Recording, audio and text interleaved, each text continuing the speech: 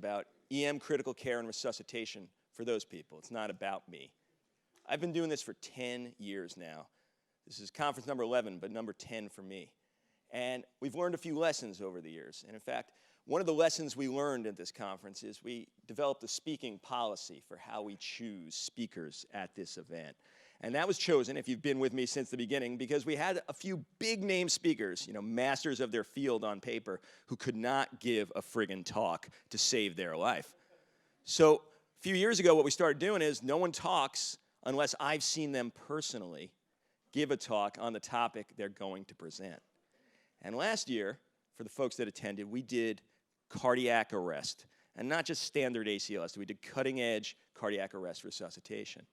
And when I used that speaking policy to recruit speakers and sent out a whole bunch of invitations, the only ones that came back yes were all male speakers.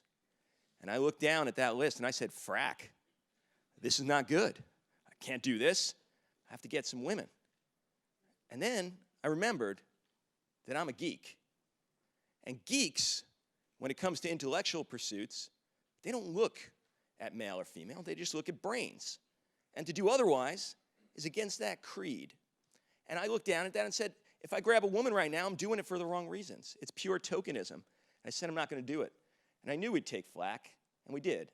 We had some outcry on Twitter. So I got my friends from FemEM, Derek Castle, you'll hear from momentarily, and we had a wonderful conversation. And I defended the viewpoint that we shouldn't just grab female speakers simply to have female speakers. If you have the policy, and it turns out you have an all-male slate, then you go with it. But one thing was said during that discussion that really resonated with me. And what was said was that, what about the female medical students in the room? What about the female residents? They see all men up there. That's going to be a subconscious barrier to them feeling that they could do this, that they could get up here and speak. And that made a lot of sense. And so I wanted to bring a slate of speakers this year that would represent for those people who are female at the nascent stages of their career to come up here and show that they could do it just as well, if not better. I have a slate of world-class speakers, speakers that would fit in anywhere at any EM conference and be just recruited for how wonderful they are as speakers. But they're all women this year. And yeah, let's have a round of applause for that.